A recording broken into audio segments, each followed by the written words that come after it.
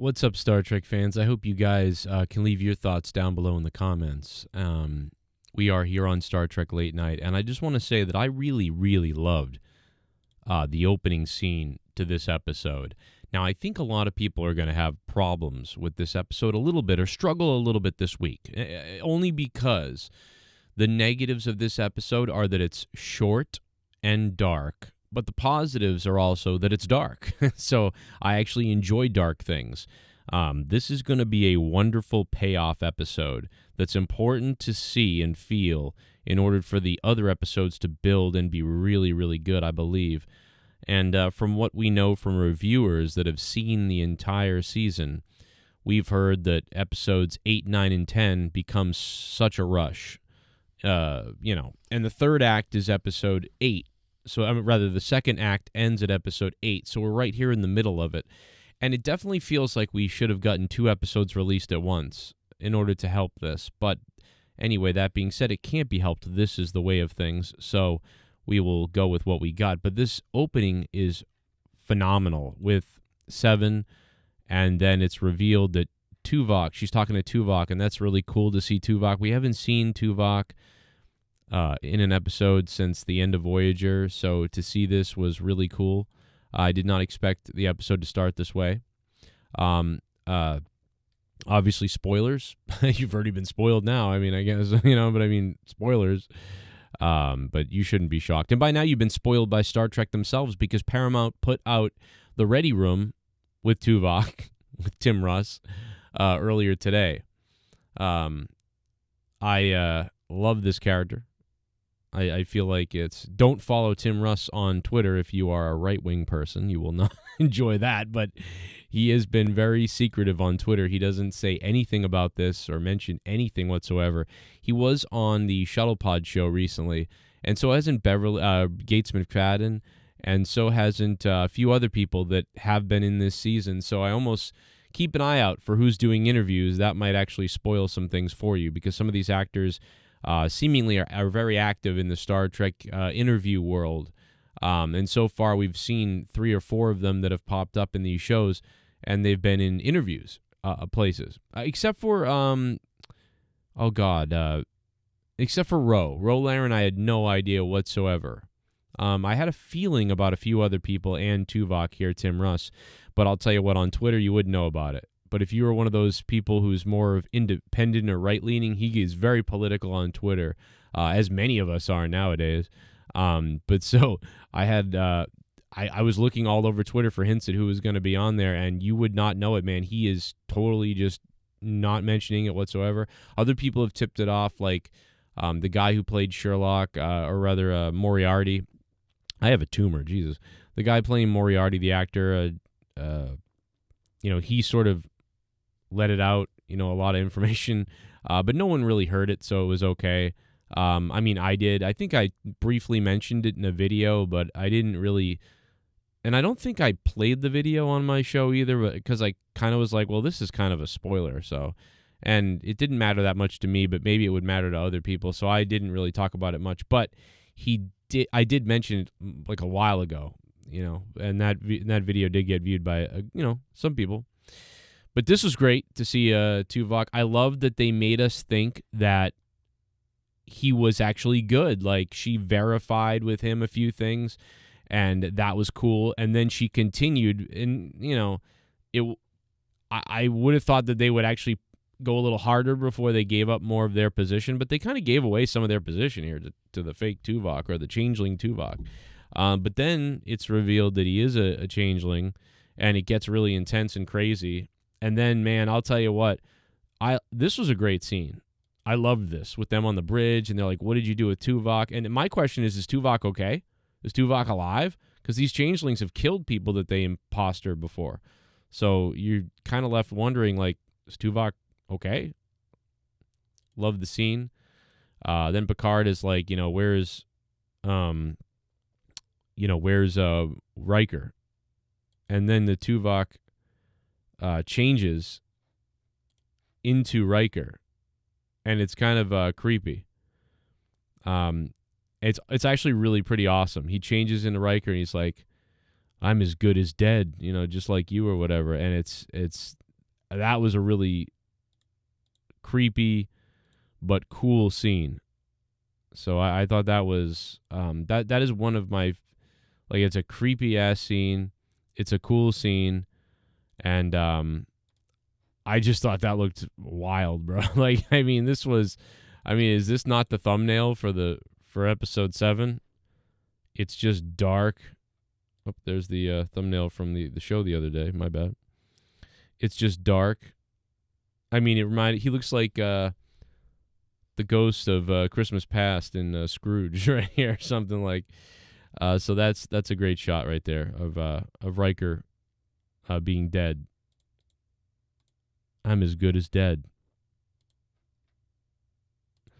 Man, that looks awesome. Whoever, I don't know why, like, it doesn't look like they did anything crazy, but he just looks. This makeup looks good. I don't know why. It's like seemingly basic, but it just looks great. I don't know. It's creepy. So I really enjoyed that scene. Then we have one of those, around the table meetings with Picard and Geordi and Beverly.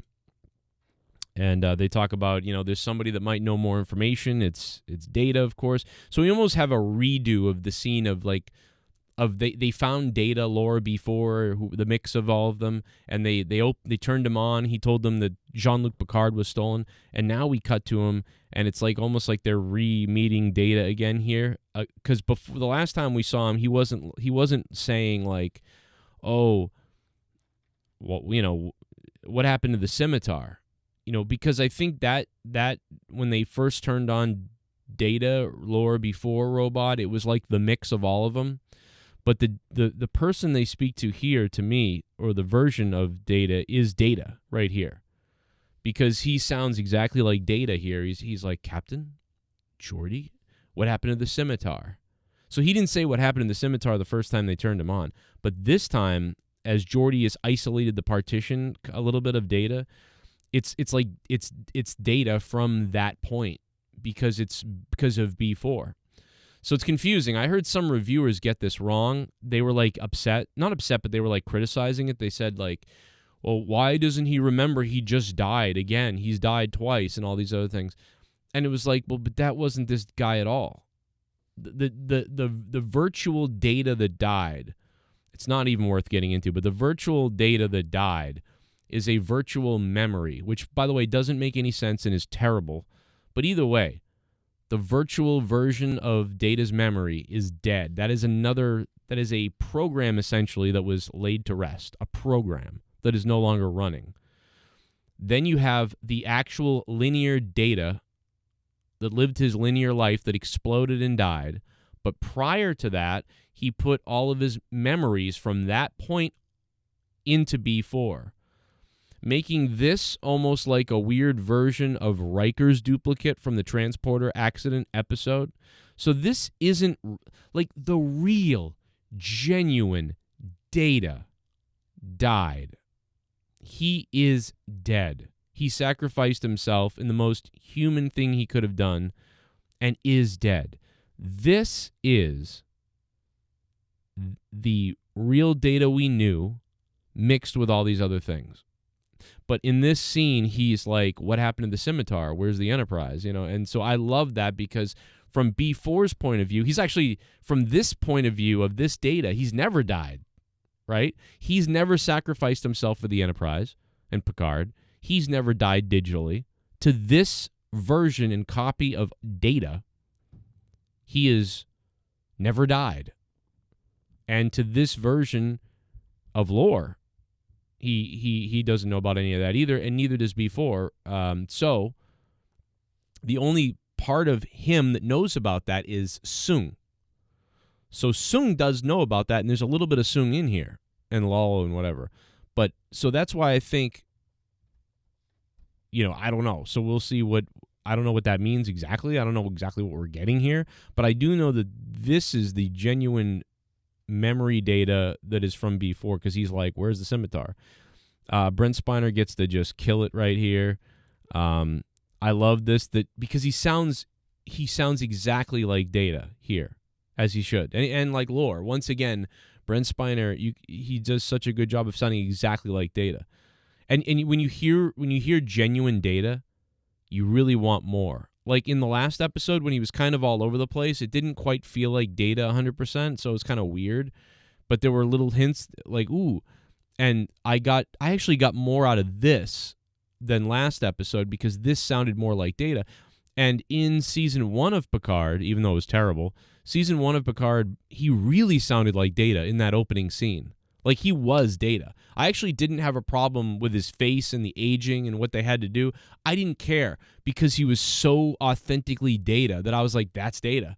Like my imagination can ignore him being a little chubbier and different looking. I loved it. I actually wish we would get that exact Data. To be honest, which I don't know if we ever will get that this season based on this mix of a person and personality that we're getting here, but we'll see. But for the moment here, we do get it with this audio here that I will listen to.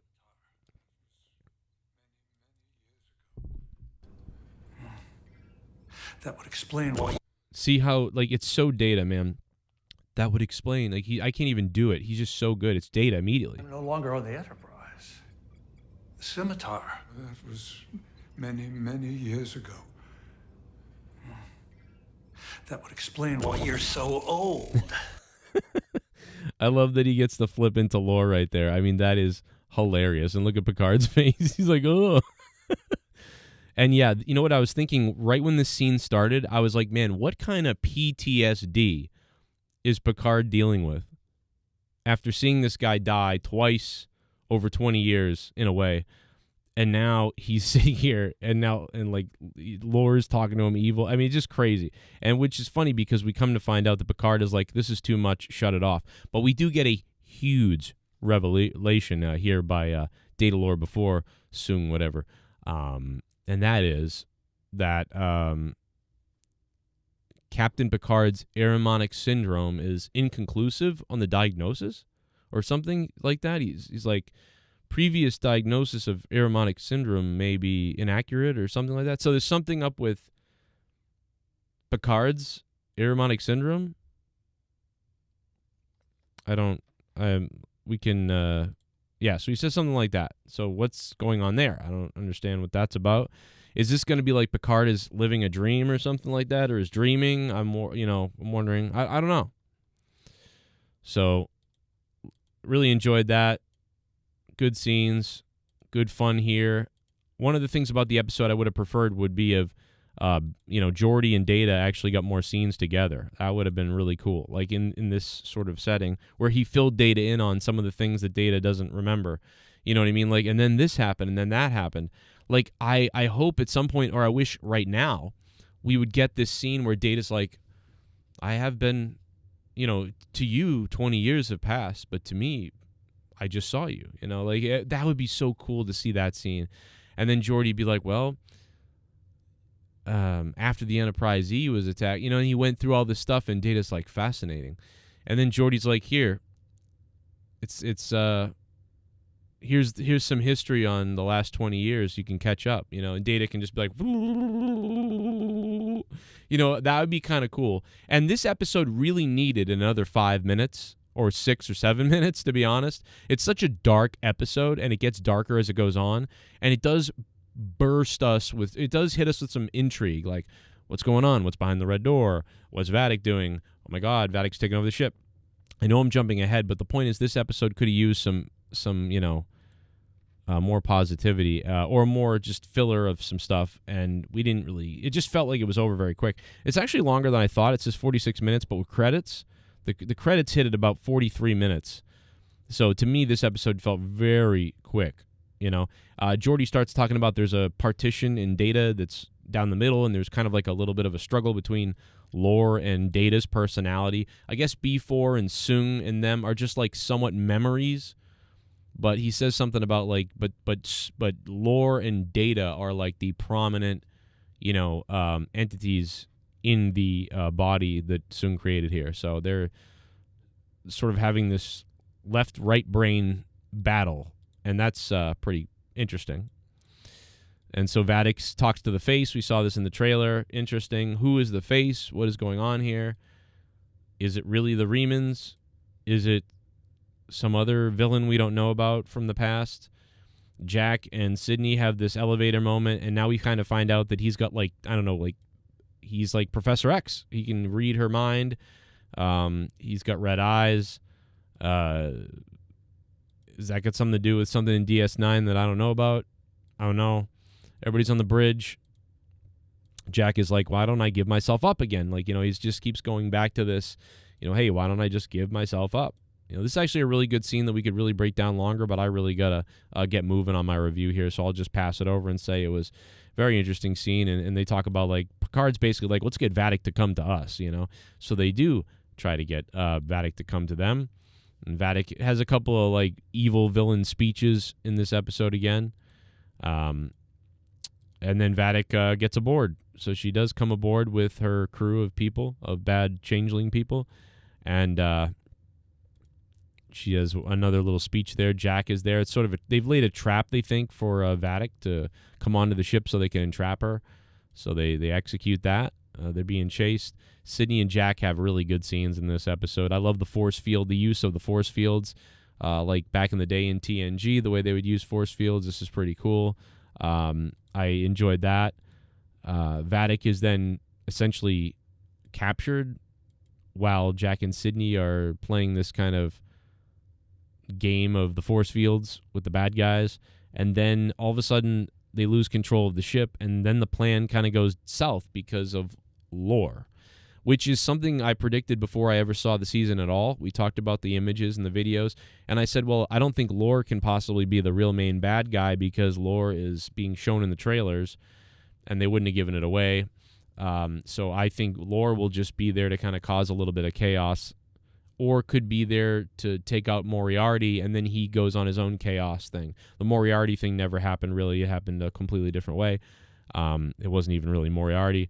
And now lore, some people are going to be like, how the hell did he get out of this and whatever, but, he's a super brain at this point. Not only was Data always really smart and lore always really smart at getting out of things, but now we're combining all their brains together. So he's essentially been able to take over the ship. And I think this would have helped earlier if Geordi had given access to Data, to the history of the last 20-something years. This would have actually helped the story, my idea. Because what could have happened is Geordi could have given Data the information given him access to a panel or something like that. And, Data could have been like, and he could have really been Data. And he could have even become lore for a second, then all of a sudden, and been like, and he could have been like, Geordi, I've been able to suppress lore, so, and maybe he could have convinced Geordi a little bit to kind of like pull back the reins, and but it's really lore pretending to be Data, and then Geordi like gives him more access or something, and then lore could have been like taking over stuff or learning stuff or codes or something, like download codes and whatever, and then he could have gone back to where he was, and then so he essentially fooled Geordi into thinking that he was Data the whole time for a long time, when it was really lore gaining some access. And so then this would have made more sense, but you didn't need to do that. It works fine the way it is to me. I just know those nitpickers out there are going to be like, oh, he just suddenly took over the ship. Well, he does. He takes over the ship, and then Geordi has that great scene that we see in the trailer where he's like, lore, and it's so Geordi. Like, LeVar Burton is just crushing Geordi. He is Geordi. Like, it doesn't feel like it's not Geordi. Vadic has some good moments with Picard and Beverly here. They're like questioning morality and what they can do. Should we like put a virus into these changelings? Should we need to kill Vadic before they kill us? They're going to kill us if we don't kill them. We can't do this, so they're just having all these moral dilemmas here and whatnot. So that was it was kind of an intense scene. And then we hear this piano, this music and this piano score that is phenomenal in this episode. Let me tell you something. If they ever make another Resident Evil remake or movie, the composer of this show would be wonderful at scoring some dark piano in that movie. Then we get a revelation that's like, the changelings were that Vadic and she's the first changeling that was studied. I don't know if this is like a Section 31 secret lab. You know, Starfleet should not be doing things like this, so it's got to be Section 31, you would hope. In this sort of sick way, they're studying her, and so obviously she's fighting back. What does this have to do with this whole thing and getting Jack? I don't know. And she talks about they were basically tortured and stuff. So then we have this really emotional scene between Geordi and Data Lore, and Geordi's like really trying to like speak to Data inside Lore, like please, his daughter's in danger now. And it was really emotional, and Geordi got to say all this stuff that we didn't get to see Geordi say in Nemesis, like I miss you and I miss Data and I lost my best friend, and they were always such best friends. And then in the movies, it was like Picard was Data's best friend, and that was always weird. That Geordi didn't get the real reaction Geordi got, so he kind of gets to do quite a bit of that here, thankfully. And honestly, I wish he had gotten to do more of it because they were the real friends. So they get that we get that here, which is wonderful. And then when Data finally takes back over of Lore, and he's like, I'm here, Geordi, like I will try, that sort of thing. It's like, oh man, it was really really well done. Again, it's a very dark episode. You think maybe someone's going to die here. Sydney is smashed into the force field, and it really appears like he's been cut off from each other, and it feels like, man, shit, someone's going to die. Someone's going to be killed. Like, it's probably not Jack, but probably Sydney. And you, like, really actually think that that's going to happen. So they do a good job of building anxiety. I had major anxiety about that because I was like, oh, I don't want to see... It's more that I don't want to see Geordi's daughter die. Like, I don't want him to have to see that. That's what it's like, not even... I'm not in love. I like Sidney LaForge, though, so I was also happy that they're not losing the character in this episode, but... So that was really well done. And then all of a sudden, Jack takes control of Sydney and then beats the crap out of the people. And so now apparently he has these mental powers and he can take control of people. So that's interesting.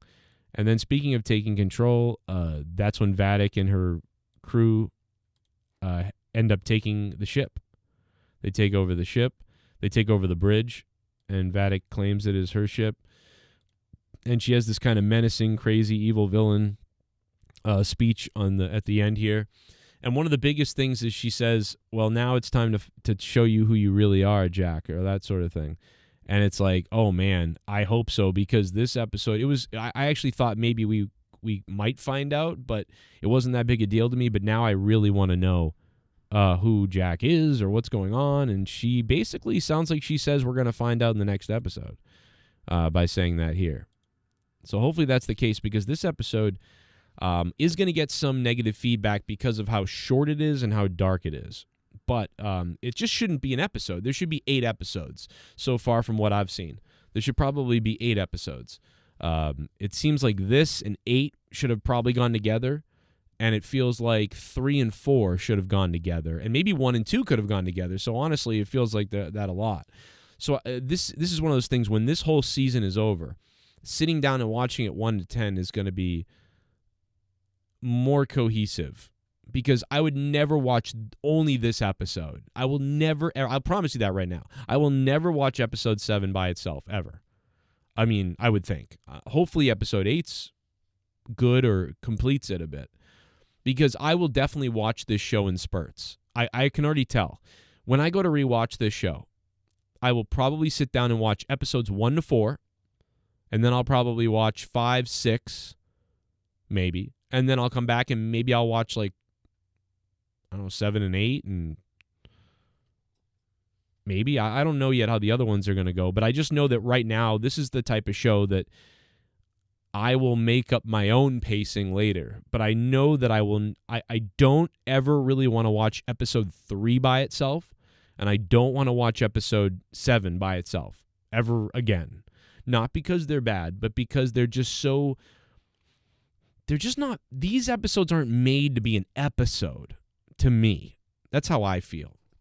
But either way, it was good, and I liked it, and it was one of the shorter episodes of the season, and there were some great moments, and I would probably give this episode a 7 out of 10, which I think is one of my lowest scores of the season, but still a good score.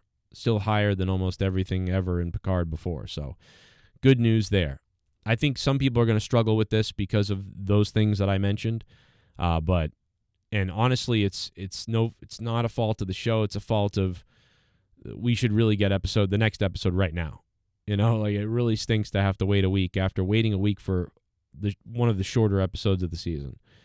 So we'll see what happens. But very somber piano, and the soundtrack is really going to be awesome on the soundtrack when we get that.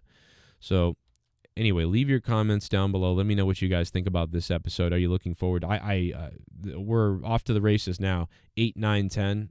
We got 3 more left. And from what I understand from the other reviewers that have seen the entire season, 8 is good, and 9 and 10 are bangers. That's what I understand. So if that's the case, stick around because it's going to get whacked out, apparently. And will we find out who Jack is in episode 8 next week? I don't know. It seems like Vadic is saying she's going to tell everybody, so that could be next week's going to be big. Episode 8 is going to be big, it seems like. And it's an even episode, and those episodes seemingly have these payoffs. Episode 2, Episode 4, Episode 6, and Episode 8 next week. So what do you guys think about it?